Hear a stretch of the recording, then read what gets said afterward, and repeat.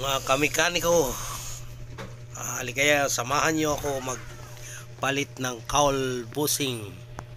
Ito po ang project natin ngayon. Magpapalit tayo nito. Yan po ang ating gagawin.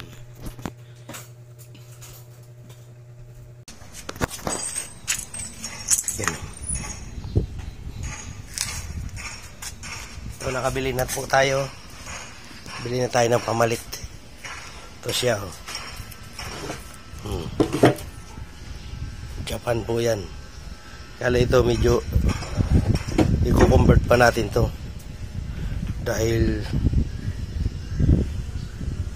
Japan pa ito. Kakatingin itong bracket. So, yun. Kakalasin na natin to.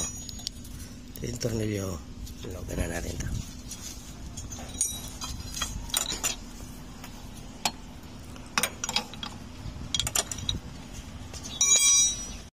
Pero guys, natanggal na po natin siya.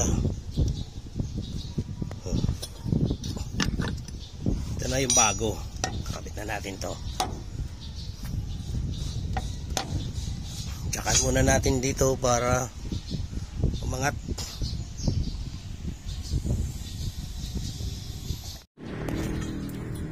Ito. Tsakan natin.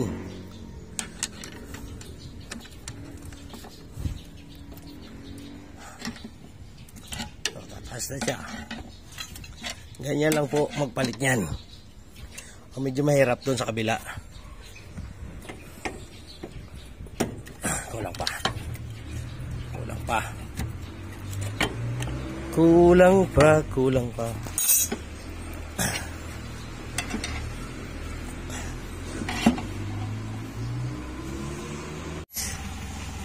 Itong tornilyo dito, kailangan to, bago nyo kalasin to, kailangan nakatas yung ulo. Kasi lumalaban yan. Pag yan tinanggal mo na ganyan nakababa to, posible kayong matalsikan ito. Delikado po ito Ayan po ang konting kaalaman lang. Ngayon, kita mo nakababa na yan. Pwede nang tanggalin to. Kaya nga lang, hindi mo na maitataas to. Ang bigat na po niyan. Hindi na maitataas yan.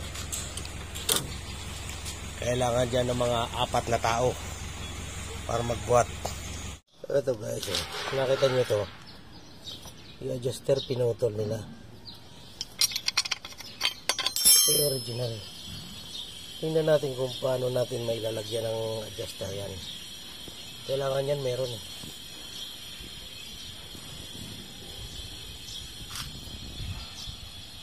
Yan po. O-convert natin yan dyan. Spinner clip natin hindi kaya kasi buhatin ng mag-isa ito mag-isa lang tayo. Ginamitan natin itong forklift. Nayangat na natin. Mabigat ho talaga yan. Solo lang tayo nagtatrabaho. Taas na.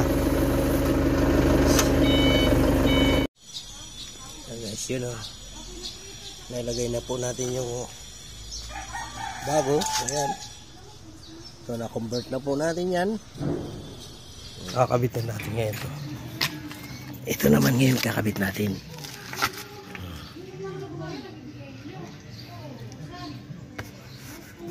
Hirap talaga pag mag-isa ka lang, hindi mo kayang yan. Gawaan na lang natin ang paraan yan. Yun, kakabit ko na muna yan. Yun testingin natin testingin natin kung malambot na. Tama. Dati isang kamay lang huy gana kailangan medyo sumabit yung kasi tumaas na ito bawasan natin mamaya na. Okay, ayan na, kumplituhin na lang natin to. Tapos na, lagay yung headlight. Tapos yung bumper finish. Yan na po. Tapos na po ang ating project. Yan yung nagpalit tayo ng cowl bushing. Tsaka repair natin yan. Ito, pininturahan natin ito. Op, op, op, op, op, op. Ayan. Ayan.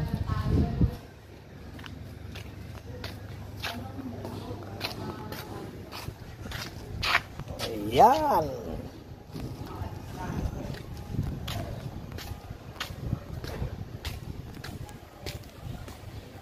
Guys, yan na po. Tapos na yung ating project. Ganda na, oh.